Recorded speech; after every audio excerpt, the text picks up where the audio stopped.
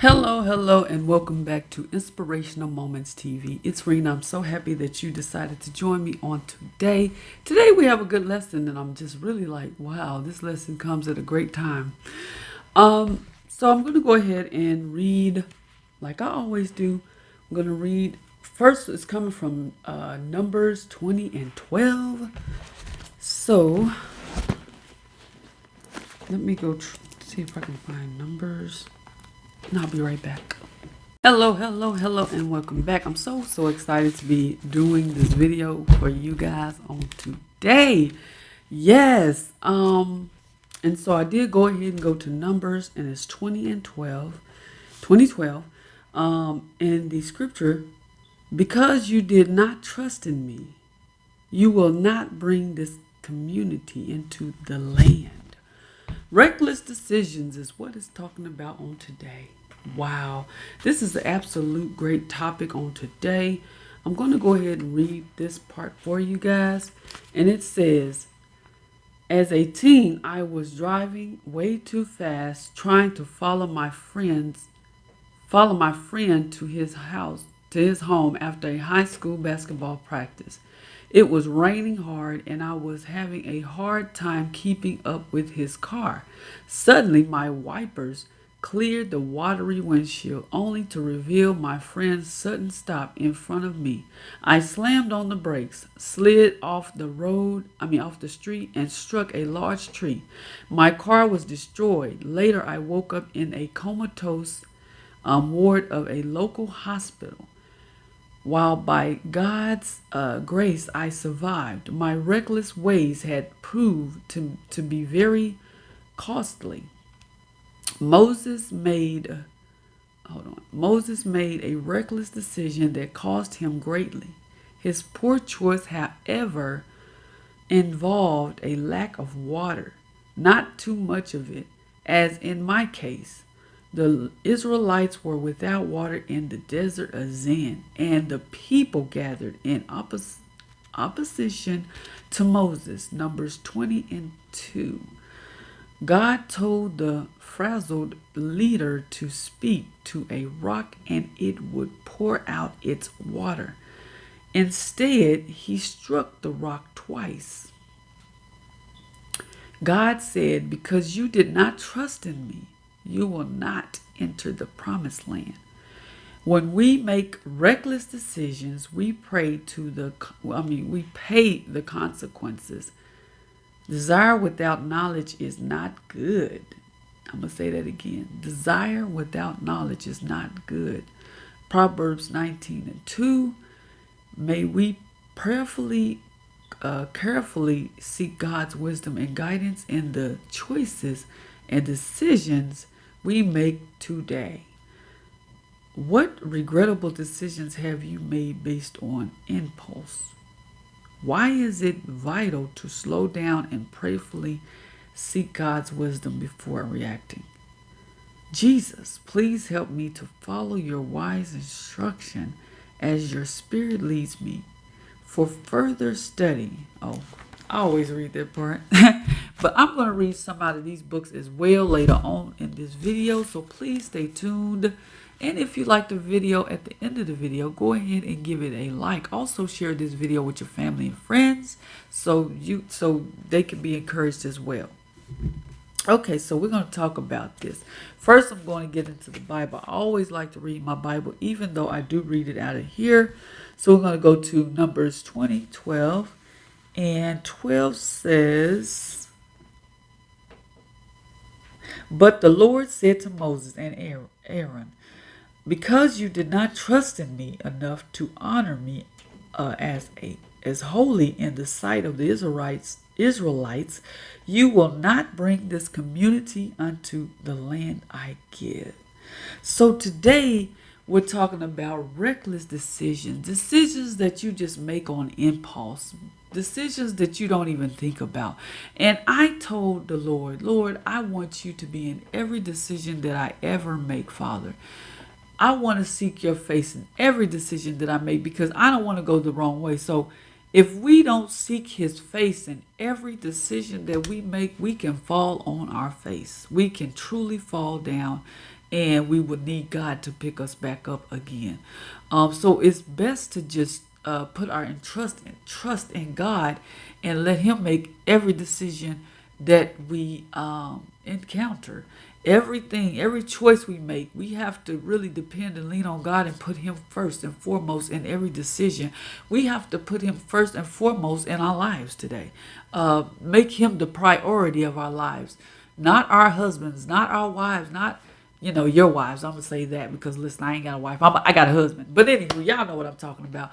You cannot just base decisions on them. You have to put God first. Even in your marriage, in your life, everything that you go through in this life has to be given to God. We have to let Him be the person or spirit. Let His spirit in us first of all, because if we don't have our spirit, have His, not our spirit, we have to have the Spirit of the Lord, because the Spirit will lead you and guide you into where you need to go and to what decision that you have to make. Because sometimes we have to sit back and think about the decision before we just jump out there and do it. And like I said, this is a great message on today. Sometimes us as Christians, we jump out there, we think about things, or sometimes we really don't think about it. We just jump out there on an impulse and we just make decisions that we shouldn't make either. But that's where we have to really rely on God and be like, Lord, you help me with the decision. If this is what you want me to do, then help me to make the right decision, because we don't want to fall flat on our face. We don't want to do that thing. Sometimes we just jump out there and we don't even think. Sometimes we make decisions and we just don't even think about God about these decisions. We just do it. And so I'm learning a lot. Listen, we are learning. We are still learning. Even though we help people and we teach people, we do all these things.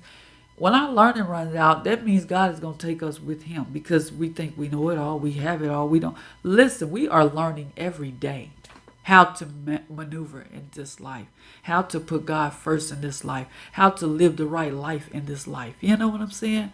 Every day. If you're not learning that, what are you learning? We have to really learn to lean and depend on God for every need, every situation, every problem, everything that we are going through on today. And a lot of times we go out here and we let everybody in on our situation. Sometimes that's just not a good thing to do. You have to rely on God. You have to go to Him. You have to talk to Him. And sometimes you feel like and you have to ask the Spirit to give those people to you that you can trust with whatever you have to offer to tell them. Because you don't want to just put your business out there and then it spreads abroad to everybody and everybody's got their own opinion. Everybody's talking about your situation. Sometimes you have to be smart enough to be like, and I had to learn this lesson, because one time, I'm just gonna be honest, I told somebody in the church this and that, and it went around like wildfire.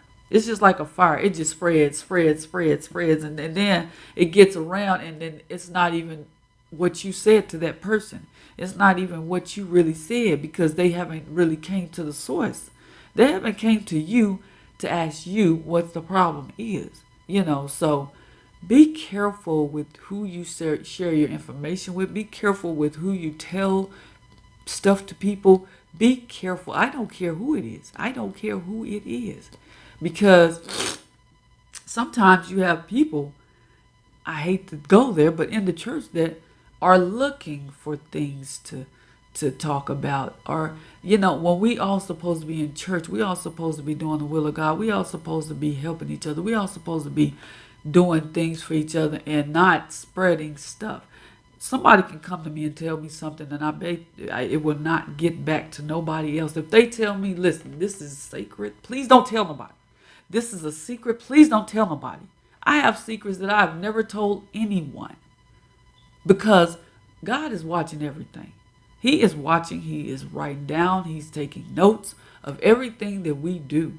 And so we have to be careful about opening up our mouths to other people about other people's business. And so, listen, we have to really my dad, he used to always say, think for yourself, think for yourself. Don't let other people think for you. And I find that, listen, you do have to think for yourself, but you need God's thoughts. You need Him to think for you. You need Him to make those decisions for you. Because, like I said, you will step out there and make the wrong decision, and then you're going to fall on your face. So, because sometimes people can pressure you into doing stuff, and stuff like that, and you're like, well, dang, I did this thing, now I'm in this thing, and I feel like I can't get out of this thing. And you really didn't make the decision on your own. You let them pressure you into doing that thing. So it's not good to let people pressure you into doing stuff, especially if you're in a situation like, I'm gonna just use marriage for example, and somebody pressure you into doing something that you really didn't mean or want to do. And sometimes you can be too young and you just don't understand. You're like, well, I shouldn't have made that decision. But you made the decision off of what they wanted you to do, off of what they said you should do, off of what, and then you're the one living in that situation. They're not living it. They're outside looking in. They don't know what you're going through. So be very careful with your situations, your problems, your whatever you're going through. Do not make reckless decisions, and do not listen to everybody in your ear telling you what to do when they're not in your situation, so they really don't know what's going on the outside. you know and so you're the one having to live with this. They're not. They're going their own merry way, having fun, enjoying their life, while you're sitting there miserable, dealing with what you're dealing with because you let this pressure. It's just like if somebody pressure you into doing like drugs or something, doing stuff like that, and you get something happen to you, you done let your friends. I've seen something like this happen on internet. Like this person, they pressure him to doing something that he did not want to do, and he ended up doing it, and he ended up dying. And they were sitting there, they didn't know he was dying. They was laughing at him, laughing, but they didn't know he was dying. Like, that is absolutely crazy. Like, don't let people talk you into stuff that you should not be in. That is reckless decisions. But if you're not saved and you're not sanctified and you don't have that spirit to discern, then you will make the wrong decision. Okay? So I just wanted to come and talk about this lesson on today, and let you all know that do not base your decisions on you, what you want, what you think. It all has to be directed from God. It all has to come from Him. It all has to come from His Spirit. Like I said in a few videos back, God really showed me when my mom was supposed to leave this earth. He really came to me. And I already had prayer stored up. I already had God, like, Lord, help me in this situation. Help me to endure, to go through, I had that already ready. You have to have prayer stored up and ready to go. Today, I feel good. I feel very good. I got up, did my exercises. First, I read my Bible. I already read this. I already read the lesson and everything. Prayed, did all that, meditated, sit back and rest in God's arms, because that is what I do. I sit back and I just let God hold me, because sometimes you need the Lord to hold you, just to cradle you, rock you. When you don't have nobody else to do it for you, to rock you and cradle you, and you got God. When you're all alone in your home, you know that God is here with you, and all you have to do is lay back and let Him hold you and say, Lord, help me in a situation. And I'm so happy because, like I said, I've been going through. God knows I have, but we know that the devil is busy. He's working, but we still have to do what God wants us to do. We still have to get up and praise Him. We still have to get up and love Him. We still have to get up and do these things that He wants us to do, so we can continue to thrive and strive and be the best that we can be for Him.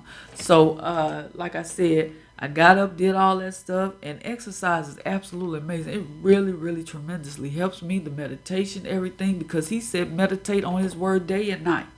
Day and night. We have to meditate on His word. We have to meditate on Him. We need our thoughts to be clear. Our thoughts need to be clear and focus on God, so we can make it through the day. I'm like, Lord, you come in and make my day better. You come in and fix my day. Like I said, we go through things, but we can't be walking around here with a head down, hang down. I'm not going to sit and wallow in stuff. No, I'm not. I'm going to get up and give God the praise. I'm going to get up and be happy. I'm going to get up and have joy in my heart. And so I got up and I had joy in my heart this morning. Even though we go through things. We go through things in life. Listen, but we can't wallow in those things. We can't sit there and just be like, oh, I'm going to be down. Oh, I'm going to be sad. Oh, I'm going to be hurting. No. God is too good for that.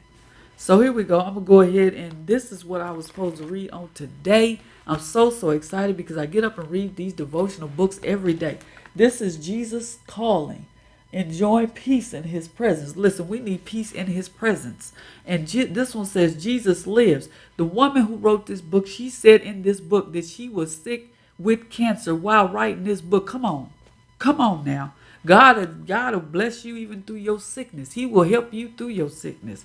Okay, so, and this is from Sarah Young. Okay, and I love her books. This is absolutely amazing. This is like when you're going through, it's like this is the Lord talking to you. And so I love this. It's time for me to go back to Mardell's and get me some more Christian literature, some more Christian books. So it says, draw near to me with a thankful heart, aware that your cup is overflowing with blessings. Gratitude enables you to perceive more clearly and to rejoice in our love relationship. Nothing can separate you from my loving presence. This is the basis of your security. Whenever you start to feel anxious, remind yourself security rests in me alone. And I am totally trustworthy. You will never be in control of your life circumstances, but you can relax and trust in my control. Instead of striving for a predictable, safe lifestyle, seek to know me in greater depth and breadth. I long to make your life a glorious venture, but you must stop clinging to old ways. I am always doing something new within my beloved ones. Be on the lookout for all that I have prepared for you. That is absolutely amazing. It just really helps me to know that God is still working on my behalf, even though I've been sick, even though I go through these things that I've been going through, being in a wreck, being in pain, dealing with things. God is absolutely amazing. It says, rest in the assurance. This is the topic. The top part says trust. So these two go hand in hand. It's like, Lord, you are really just Lord, just like I told y'all in the last book reading I did, they went hand in hand. And this one says trust. Rest in the assurance of my sheltering presence that keeps you safe. Let my promises of protection strengthen and comfort you like huge heavenly bells purling and ancient changeless truth. I want you to take refuge in my Shaddai, more and more by placing your trust fully in me. He wants us to trust him fully. It is tempting to take shelter in people, money, success, good health. These are blessings from me, but you must not rely on them. Wow. Any or all of them could vanish instantly. That is so true. The unending protection I offer, refuge in the shadow of my wings, is available both high and low among men. In addition, I freely give you the priceless gift of my unfailing love. Since I offer you so much, it makes sense to put your trust in me above all else. Listen to the psalmist's proclamation. It is better to take refuge in the Lord than to trust in man. It is better to take refuge in the Lord than to trust in princes. Solomon, the wisest of all men, wrote, "He who trusts in his riches will fall." Whenever you start to feel anxious, let these feelings serve as a warning that you're putting your trust in the wrong place. You need to stop listening to your weary thoughts and instead tell yourself the truth that I am totally trustworthy. He is totally trustworthy. And it says over here, Then turn your attention to me, saying, Lord, you're my refuge. I trust in you and I'm safe. You who sit down in the high God's presence, spend the night in shadow says this, God, you're my refuge. I trust in you and I am safe. Psalms 91 and 1 through 2. How priceless is your unfailing love, both high and low. Among men, find refuge in the shadow of your wings. Psalms 36 and 7. It is better to take refuge in the Lord than to trust in men. It is better to take refuge in the Lord than to trust in princes. Princes. Psalms 118, 8 through 9. He who trusts in his riches will fall, but the righteous will flourish like, foliage? Proverbs 11 and 28. I am just absolutely in love with these books. Seeing his love in your life. Jesus Lives by Sarah Young. This is absolutely amazing. It says, Companion to Jesus is Calling. So these are two companion books that absolutely help me each and every day. When I read my word, I'm like, let me get into my devotional books, because listen, that is just like the icing on the cake. You got your Bible, you got your daily bread, which comes here, and then you have in this last November 22nd, and then the front says, you are my refuge. Into your hands I commit my spirit. Deliver me, Lord, my faithful God. Listen, God is faithful on today. Why can't we just be faithful to him, live for him, do the right thing? And you know what I said to myself? That, Lord, I am going to stop making these kind of decisions on which church to go to. I am going to pray and fast and let you lead and guide me into the church that you want me to go. Because, like I said, and I'm not going to get back on the church. I'm not going to, listen, I don't want to talk about church. I just like to tell the truth about things.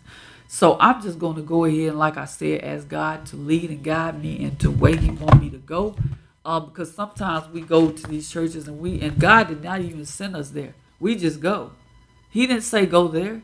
You didn't even ask him. You didn't even get out on your knees and be like, Lord, is this the church you want me to be in? You go and then you become a member and all of that. And it's like, God didn't even tell me to be there. Like,